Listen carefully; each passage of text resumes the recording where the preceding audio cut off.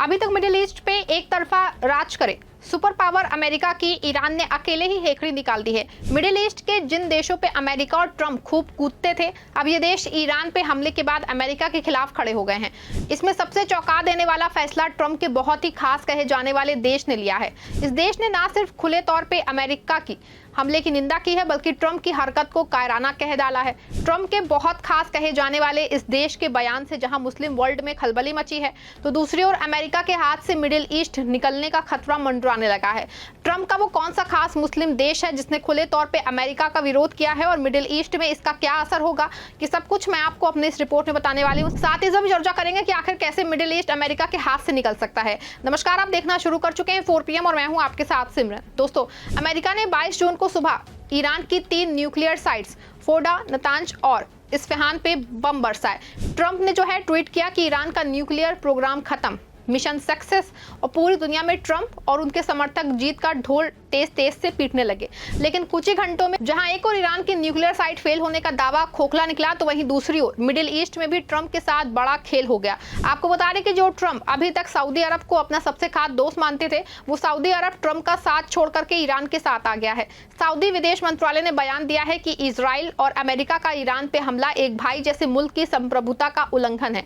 ये international law का खुला उल्लंघन है। आपको बता दें कि ये वही सऊदी अरब है जो अमेरिका से अरबों डॉलर के हथियार खरीदता है, जिसके तेल पे अमेरिका की अर्थव्यवस्था टिकी है। लेकिन इस बार क्राउन प्रिंस मोहम्मद बिन सलमान ने ट्रंप को करारा जवाब दिया है। सऊदी ने कहा ना सिर्फ हमले की निंदा की, बल्कि ईरान के साथ डिप्लोमेटिक चैनल्स खोल दिए हैं। सूत्रों के मुताबिक सऊदी, ओमान और कतर ने ट्रंप से कहा है कि ईरान पे हमला बंद करो, वरना मिडिल ईस्ट में शांति नहीं होगी। आपको बता दें कि अभी तक ट्रंप को ये जरूर लगता होगा कि सऊदी उनके साथ रहेगा, लेकिन सऊदी ने साफ कर दिया है कि वो अब अमेरिका की कठपुतली नहीं बनेंगे। सऊदी की विजन 2030, जिसका सपना है ग्लोबल ट्रेड और टूरिज्म में सुपर पावर बनना, वो युद्ध की आग में नहीं जल सकता। सऊदी जानता है कि अगर मिडिल ईस्ट में जंग छिड़ी तो उनका तेल, गैस और इकोनॉमी सब तबाह हो जाएंगे। आपको बता दें कि सऊदी का पलटवार तो बस शुरुआत ही थी।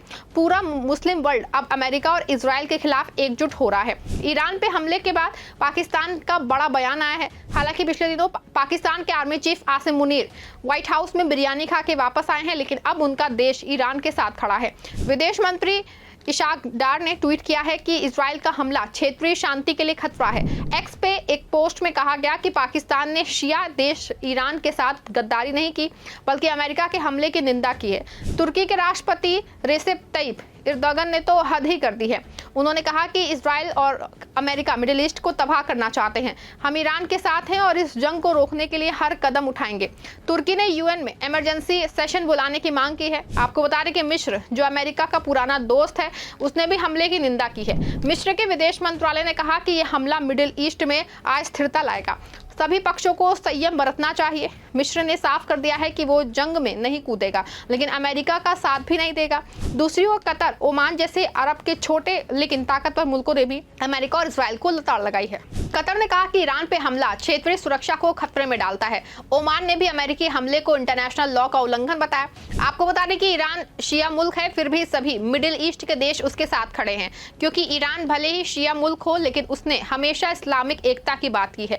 ईरान का axis of resistance Hamas, Hezbollah, Houthi ने मिडिल ईस्ट में अमेरिका और इजराइल के खिलाफ जंग लड़ी है। 7 अक्टूबर 2023 को हमास के हमले के बाद से मुस्लिम वर्ल्ड में ईरान की इज्जत और बढ़ गई है, और अब जब अमेरिका ने ईरान पे हमला किया तो मुस्लिम मुल्कों ने देखा कि ये सिर्फ ईरान पे हमला नहीं है, बल्कि पूरे इस्लामिक वर्ल्ड पे हमला है। यही वजह है कि सऊदी, पाकिस्तान, तुर्की जैसे देश जो पहले अमेरिका के पाले में थे, अब ईरान के साथ खड़े हैं। आपको बता दें कि मिडिल ईस्ट वो इलाका है जो पिछले 70 साल से अमेरिका की जेब में था। तेल, गैस, हथियारों का बाजार और स्ट्रेटेजिक बेस सब कुछ अमेरिका के कंट्रोल में था, लेकिन अब हालात बदल रहे हैं। ईरान पे हमले ने मिडिल ईस्ट को अमेरिका के खिलाफ एकजुट कर दिया है। मिडिल ईस्ट से दुनिया का 20% तेल स्टेट फॉर होर्मुज के रास्ते जाना है। सऊदी, ओमान, कतर और कुवैत अमेरिका के सबसे बड़े तेल सप्लायर्स हैं। 2023 में सऊदी ने अमेरिका को 1.5 मिलियन बैरल तेल रोजाना सप्लाई किया। अमेरिका सऊदी को हर साल $10 बिलियन के हथियार बेचता है। 2015 से 2023 तक सऊदी ने अमेरिका से $10 बिलियन की डील साइन की। वहीं दूसरी ओर मिडिल ईस्ट में अमेरिका के 40,000 सैनिक तैनात हैं। कतर का अल उद्देद एयरबेस, बहरीन का 5th क्लीच हेडक्वार्टर और कुवैत के 5 बेस अमेरिका के लिए स्ट्रेटेजिक हैं। लेकिन अब सऊदी, ओमान और कतर जैसे देश अमेरिका से मुंह फेर रहे हैं। अगर ये देश अमेरिका से तेल और हथियारों की डील्स बंद करते हैं तो अमेरिका की इकोनॉमी को अरबों डॉलर का नुकसान होगा। IMF के मुताबिक मिडिल ईस्ट में जंग बढ़ने से ग्लोबल इकोनॉमी में 0.5% की गिरावट आ सकती है।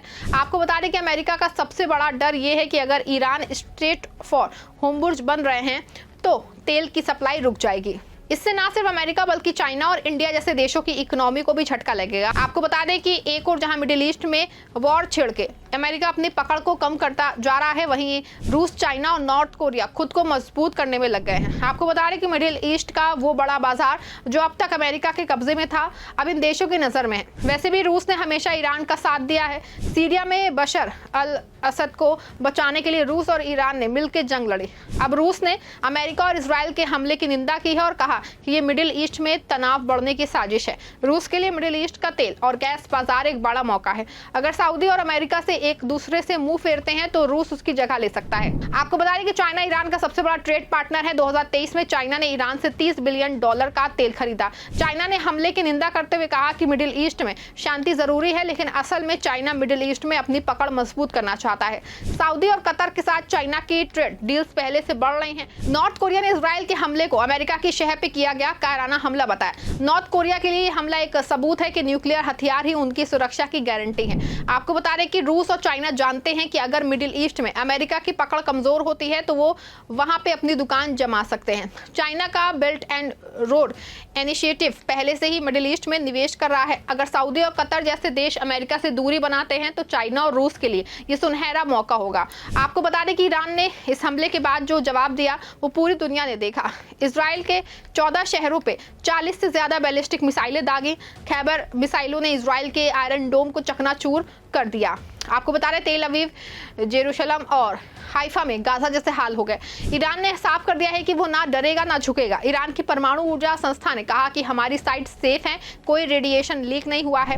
और सबसे बड़ी बात, ईरान ने अपने एक्सिस ऑफ रेजिस्टेंस को एक्टिव कर दिया है।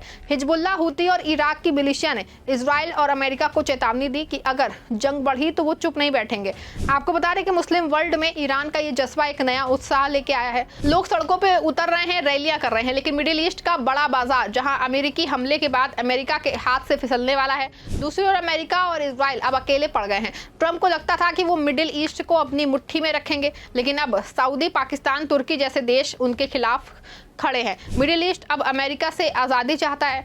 आपको क्या लगता है कि मिडिल ईस्ट का ट्रेड के चले रूस और चाइना जैसे देश मिडिल ईस्ट में अमेरिका को उखाड़ फेंकेंगे या फिर नहीं?